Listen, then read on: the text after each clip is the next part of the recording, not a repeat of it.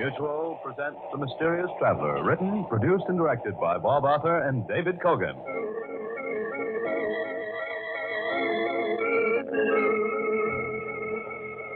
This is The Mysterious Traveler, inviting you to join me on another journey into the realm of the strange and the terrifying. I hope you will enjoy the trip, that it will thrill you a little and chill you a little. So settle back, get a good grip on your nerves, and be comfortable, if you can.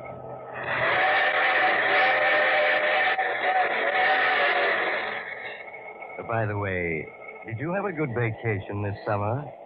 A nice, quiet time. No unusual excitement. No unpleasant event that shook your nerves so that you jump when a strange hand knocks on your window at midnight or slow, heavy footsteps come up to your door? That's good. Then you're in shape to go on another vacation with me tonight.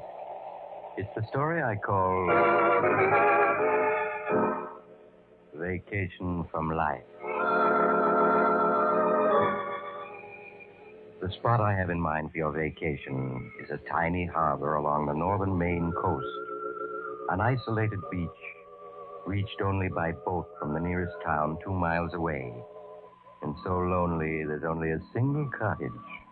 But it's going to be vacant soon. The present owner won't be needing it after tonight. My name is Matthew Clark. I am 40 years old, and I teach Greek in New York City. I suppose you could say I'm a typical professor, since I wear glasses, stoop a little, am absent-minded at times, and as my wife has said so many times in the 10 years we've been married, I hardly know a screwdriver from a monkey wrench or how to replace a burned-out electric light bulb. A fumbler. That's her favorite word to describe me. Well, she's going to find out it's not true. But I mustn't get excited. I won't be able to finish this if I'm right. Don't keep calm. Putting this in our cottage on Desolation Beach in Maine. It's almost dark, and the waves are pounding on the sand. The wind is rising. There's a real northeaster coming. But 4 days ago, when I came up here to open the cottage, the sun shone, the water sparkled, and except for the driftwood and seaweed along the beach, there wasn't a hint of the fierce storms that can lash this shore. I made sure that the cottage was in good shape, aired the rooms, and put away the stock of provisions that Seth Thompson had brought from me from the village in his boat. And then while I waited for Seth to call for me, I walked along the beach, poking into the piles of driftwood like a boy searching for treasure. And I found it. I found something that set my heart to pounding and brought a flush of excitement to my face. Something that roused my imagination to a feverish pitch. It was a mine. A naval mine torn loose from its moorings someplace in the Atlantic during the war and tossed ashore at last here at my feet. It was hidden under seaweed. A 3-foot steel ball with 500 pounds of TNT inside it, waiting for an incautious touch to set it off. When I saw it, I started back in alarm. And then in a flash, I knew what a treasure I'd found and what it was going to mean to me. I was gloating over it so that I didn't even hear Seth's boat arrive at my dock until he called to me. Professor, you about ready to be heading for town? I turned to see Seth stepping down off my dock. I hurried toward him. Yes, Seth, I'm ready. I was just stretching my legs while I waited. Seen you poking around that driftwood. I figured maybe you'd found something worthwhile. Seth, what I found was a very dead codfish, an extremely odorous one. Well, here's the boat. I'll get in. Professor, for Pete's sake, don't never step right on the gunwale of a boat when it's rocking. You'll either fall into the boat and break a leg or over the side, maybe drown. Oh, yes, of course. You've told me that before, haven't you? Well, not more than 11 times. Yeah, I'll hop in first. Now, give me a hand. That's it. Now, jump down here beside me. Professor, look out. Oh! Oh, Professor, when you lose your balance in a boat, don't ever grab the engine. It's usually hard. Let me see how bad you burned your hand. Well, it's not too bad. It was clumsy of me, though, wasn't it? Yeah, it was. The burn ain't bad. Just a little engine grease and fix it up. There.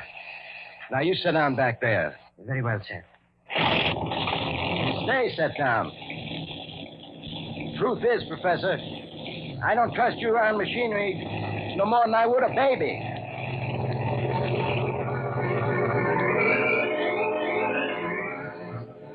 hand burn painfully, but I was too elated to notice. All the way back to the village, and then by train to New York, thoughts and plans raced through my mind. I formulated and discarded half a dozen schemes until the right one came to me. So simple, it would be impossible to go wrong. And then I fell asleep as peacefully as a child. In New York next morning, I hurried down to 10th Street to a tiny apartment 6 flights up and eagerly rapped on the brass knocker.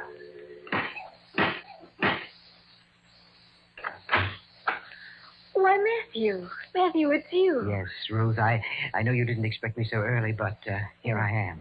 Oh, I didn't expect you so early, but I am glad to see you. Won't you come in? Thank you. I'll make you some coffee. Sit down and be comfortable. I'll only be a moment. As Ruth bustled around making coffee, I sat down and relaxed. The tiny apartment was soothing. There was an atmosphere of peace and quiet about it that delighted me, and Ruth herself delighted me even more. She was small, charmingly feminine. She was a teacher, too, of ancient history. We'd met during one of my summer lectures at the university and quickly found much in common.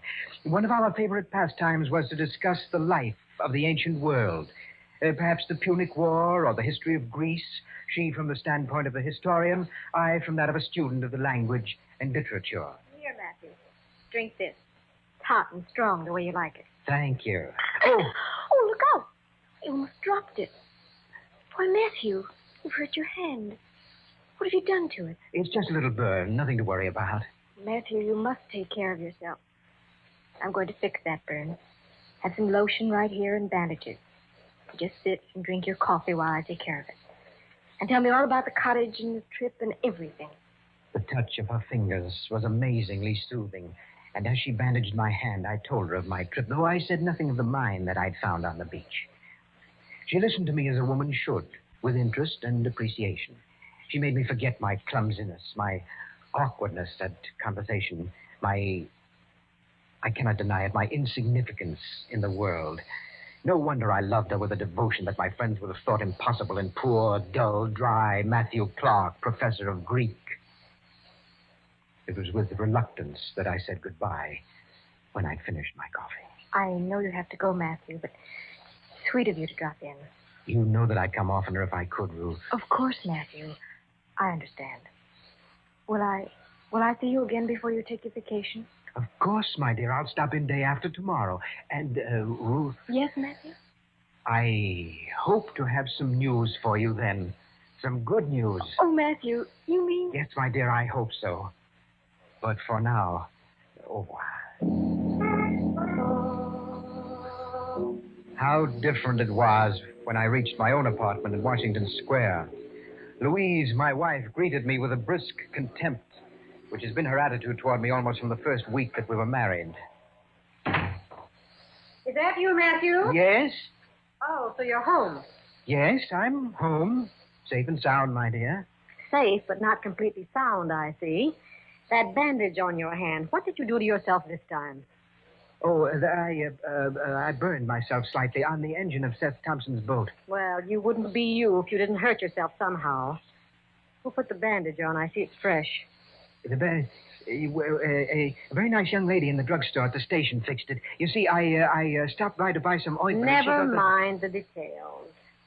Now, I suppose you want me to drop everything and fix some breakfast for you. Oh, no, my dear, no. I had a cup of coffee at the drugstore. Well, thank goodness for that. Well, how's the cottage? I suppose it had been broken into and half our things stolen. Oh, no, it was in fine shape. One of the shutters was blown off, that was all. What about the electricity? I suppose you forgot to have it turned on. No, my dear, I attended to that first thing. The place is ready and waiting for us. Well, I can hardly believe you haven't forgotten something. But I can't stand here talking. I have things to do.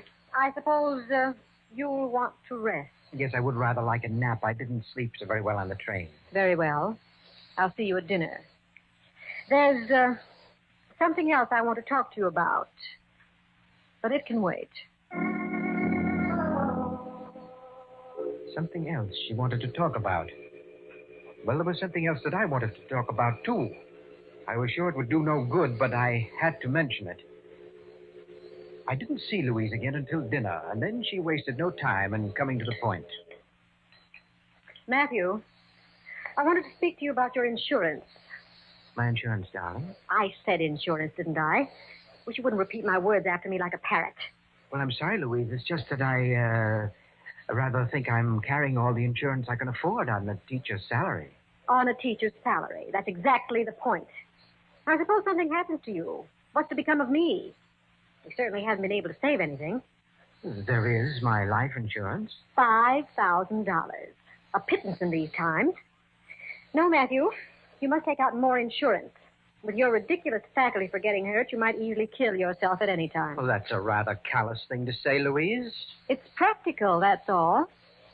Now look at your burned hand. You might just as easily have fallen overboard and drowned as fallen against the engine. Louise, I'm not a child. Which brings me to something that I want to say. Well, say it then. Louise, for some time I felt that you were dissatisfied with me as a husband.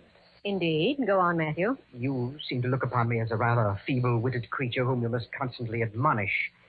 I'm sure it can be no pleasure to you to be tied to such a man as you think me, Louise. What are you driving at, Matthew?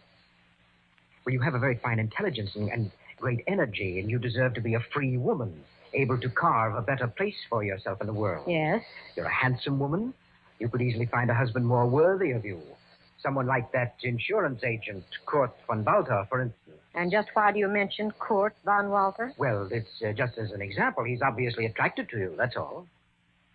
And so you think I should divorce you? Well, I can't help feeling that you'd be much happier if you did, Louise. Possibly I would be. But I know my duty. Without me, Matthew, you would be quite lost. I'm sure you'd manage to kill yourself somehow within a year. I'm your wife, Matthew. And your wife I shall remain until death, as they say, do us part. Until death do us part. Well, I had tried. I'd done my best to save her. Now I had to go ahead with my own plans. After all, I had a right to some happiness, too. I may be a professor of Greek, but I'm also a man, with a man's ability to love and hate.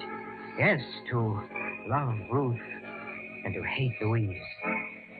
I hadn't even known how fiercely I hated her until after I'd met Ruth. And then hatred had welled up in me with a violence that had astonished me. Some men might put up with such a woman for a lifetime, but I'm not one of them. They are the weaklings of the world. Men, real men, take what they want from life, and I was determined to be such a man. The next day, I did as Louise insisted. I called upon Kurt von Walter, the blonde, handsome refugee who has become so Americanized that he speaks better English than most Americans, and who sells life insurance to men by flirting with their wives. I don't like him. His easy self-assurance and blatant masculinity revolt me. But my business didn't take long. There you are, Mr. Clark. An accident insurance policy for $20,000. Payable to your so charming wife without a fuss of red tape. Yes, I think it's a waste of money, but Louise wanted it. Who can say what will happen in this uncertain existence, my friend? Up there in Maine, the fierce tides, the slippery rocks, the great storms. At any moment, an accident may snatch a man's life from him. Yeah, I suppose so, but I don't know why Louise looks upon me as such a child. She's just as apt to get hurt as I am. Very true. So why not a policy to insure her life as well? Kurt, I'm just an underpaid professor. I can hardly throw money around for insurance as easily as all that. All the more reason you need it. If something happened to the lovely Mrs. Clark, if I say, well, the expenses would bankrupt you. I guess they would. So let me write a joint policy to cover both of you. The premium will only be a little more. Well, all right. I suppose it is the practical thing to do, and Louise always likes to be practical. Of course. When do you leave? Tomorrow evening from Grand Central Station. I'll give myself the pleasure of seeing you off. I may be able to help with the baggage. And for now, au revoir, my friend. So that was that. A fumbler, was I? Incompetent, unable to plan, born to fail in anything. Louise would see her life was insured in my favor for $20,000, and Kurt von Walter would have to testify that he talked me into it. $20,000. What freedom that would give Ruth and me. We could travel, see Europe, Greece, visit the very spots where Socrates walked and Plato composed his immortal dialogues. But I concealed my jubilance, lest Louise notice it and suspect something. I paid a brief visit to Ruth to say goodbye and to tell her something of the wonderful future ahead for us. Oh, Matthew. Matthew, I can hardly believe it. Greece, Rome, Venice, all the famous spots of the old world. It'll be wonderful. Yes, we'll live life for a change, Ruth, instead of just reading about it in books. Then your wife, she has agreed to? Yes, she's going to divorce me. I'm not the man for her, and we both know it. Oh, I think you're a fine man, Matthew. Thank you, my dear. But Louise looks at things differently. We'll be back soon and attend to everything then. Very soon. I promise you. Yes, very soon. Much sooner than anyone but myself could guess. That night, Louise and I left on the main express. True to his word, Kurt von Walter, smirking and odious, was on hand to see us off, and Louise made a foolish fuss over him. Oh, you really shouldn't have come to the train with us, Kurt. It wasn't necessary. But of course not. For the pleasure, dear lady. And the way you carried all our bags. Poor Matthew could never have carried half of them, even if he hadn't burned his hand. Well, on the other hand, I could never have learned Greek. Greek? Oh. Well, I hope you have a fine trip. Thank you. I shall be up that way myself next week. I'll drop in on you. We'll be looking for you, Kurt. We'll never forgive you if you fail us, will we, Matthew? What? Oh, never mind. Oh, dear, it's train time. Goodbye, Kurt. Goodbye, dear lady. Oh, Kurt, you shouldn't have done that. I'm not used to having my hand kissed. In that case, dear lady. Oh, Kurt, you're a wicked man to kiss me like that in front of my own husband. I could not help it. In that case, I'll forgive you. Goodbye. Goodbye. I shall be seeing you soon. Very soon. Yes, Kurt, very soon.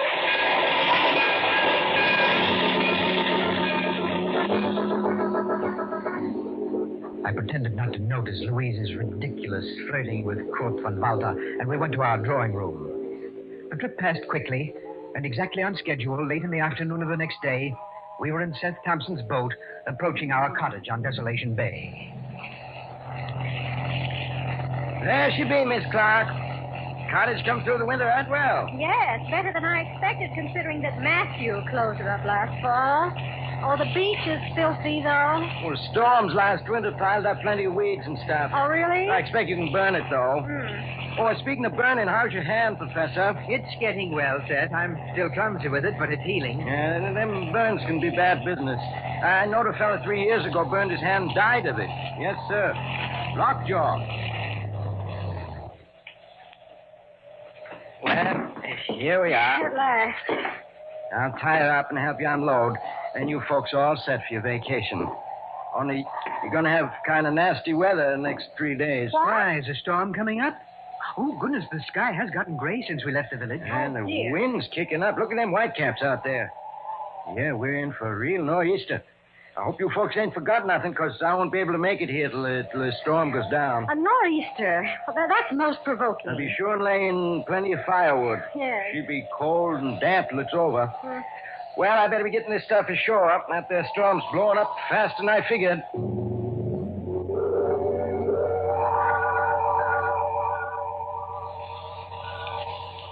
Just listen to that wind. We might at least have had a few nice days to begin our vacation. It is too bad, my dear. Well, you don't seem very concerned about it. If anything, you seem to be quite happy that we're going to have a storm. No, but I'm not. Oh. Now, let's see, everything's put away. Matthew, why didn't you have the phone installed as I asked? The price of running a wire out this far was prohibitive, Louise. Oh, money. I'm so tired of not being able to do what I want because it costs too much. Oh, well. Matthew, we need firewood. It's getting very cold, and all we have is that big log beside the fireplace. Yes, of course. I'll go pick up some on the beach. I'll be back in 10 minutes. I hurried out of the cottage. The wind howled, and the waves were pounding on the beach, sending white foam flying. I strode along the hard, packed sand, exultant. Everything was working to help me. The storm, my burned hand, everything was combining to aid me, as if I'd planned it so. 100 feet from the house, I found the mine, just as I'd left it, hidden beneath the seaweed. A 3-foot globe of concentrated death, nestling among the driftwood of seaweed and dead fish, covered with barnacles, so innocent looking, so deadly. Carefully, I lifted the seaweed I'd placed on top of it and exposed the detonating horns, those deadly knobs of metal sticking up from the mine and spelling death to any ship that touched them. Next, I found several pieces of wood nearby, just the right size for our fireplace, and pulled from the sand a length of rope, which once had anchored a fisherman's lobster pot. And now came the dangerous part. I had to fasten several pieces of the firewood to the detonating horns of the mine, using the rope to tie them fast. With the wind blowing steadily stronger and the storm coming closer, I worked as delicately as a surgeon. A fumbler, was I? Not now. In 5 minutes, the job was done. The driftwood tied securely to the detonating horns. A super booby trap for anyone seeking firewood on that beach. A strong pull on one of the pieces tied to the mine. And afterwards, what evidence would there be? It would be tragic, of course. But really no one's fault if Louise stumbled into a mine while walking on the beach. I'd mourn for a while, and then married dear, sweet, adoring Ruth. I was finished.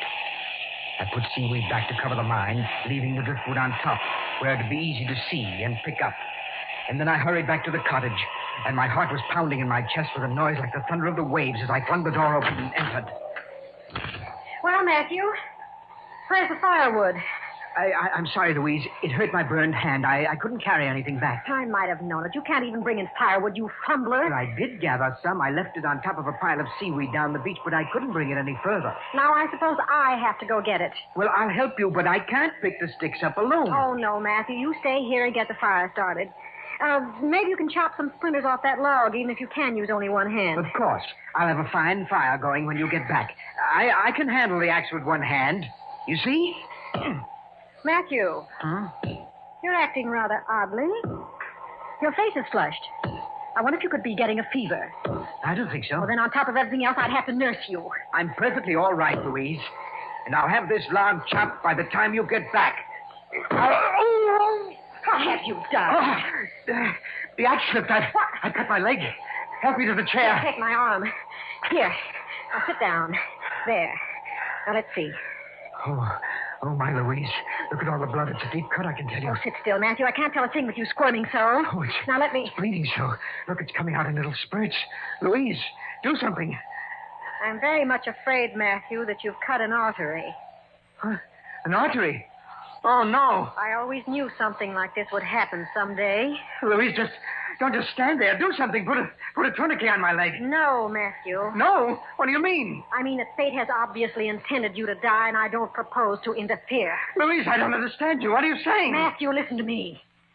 When you said the other day that I should be married to someone like Kurt von Walter, you were perfectly right. I love Kurt, and he loves me. He said so. Louise, you're joking. Now do something about my leg. I'm bleeding to death. Yes, Matthew, you are. But I was talking about Kurt von Walter. If I were free, he'd marry me. I know he would. But not if I were penniless.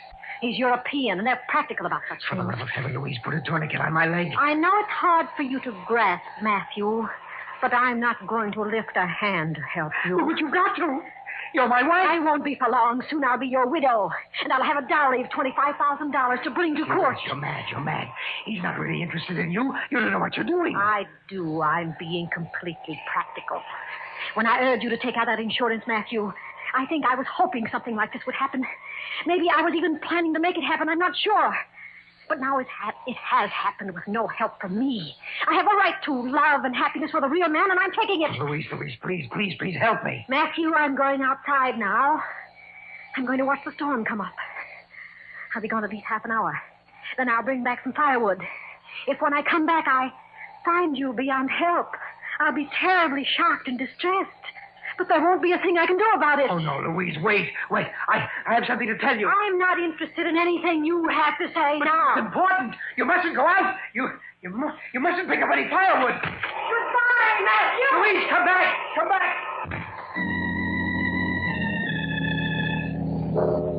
That was just a half an hour ago. Louise is out there on the beach now, watching the waves pound on the sand and waiting. And I'm sitting here getting weaker. I tried to put a tourniquet on my leg, but it only slowed the bleeding. It didn't stop it. I never was good at first aid. I never was good at anything. Just a fumbler all my life. Too late now to help me. In a few moments, Louise will start back. She'll pick up some firewood on the beach. Probably the firewood that I left so cunningly placed because it'll be convenient. She'll pull hard. The jar will set off the detonating mechanism of the mine.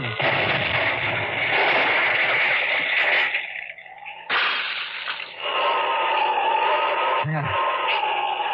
That was the explosion and broke the window of the cottage. My scheme worked. It worked. So I'm not such a complete fool after all. But I'm getting weaker. I can't write anymore. I just want to say that this is my last will and testament. $25,000 from my insurance policies I leave to the Handicraft Foundation for Boys, to be used in teaching boys how to do things with their hands. I especially direct that it be used in teaching first aid and the use of tools, especially axes. Every boy should know how to use an axe without cutting himself.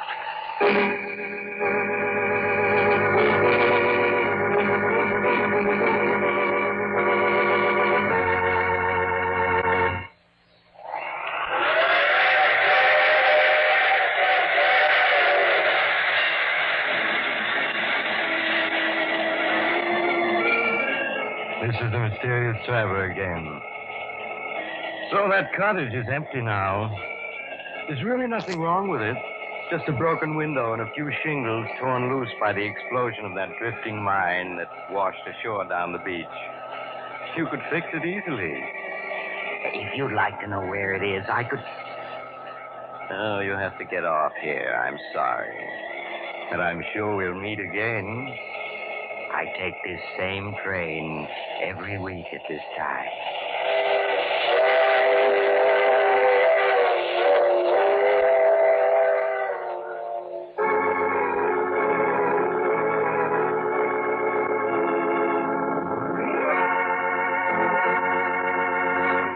You have just heard The Mysterious Traveler, a series of dramas of the strange and terrifying. All the characters in today's story were entirely fictitious, and any resemblance to actual persons, living or dead, was purely coincidental. In the cast today were Maurice Toplin, Eric Dressler, Vicky Vola, Helen Titus, and Stefan Schnabel. Original music was played by Paul Taubman. The Mysterious Traveler is written, produced, and directed by Bob Arthur and David Kogan. Listen next week to a tale titled The Big Payoff, another strange and shivery tale of the Mysterious Traveler.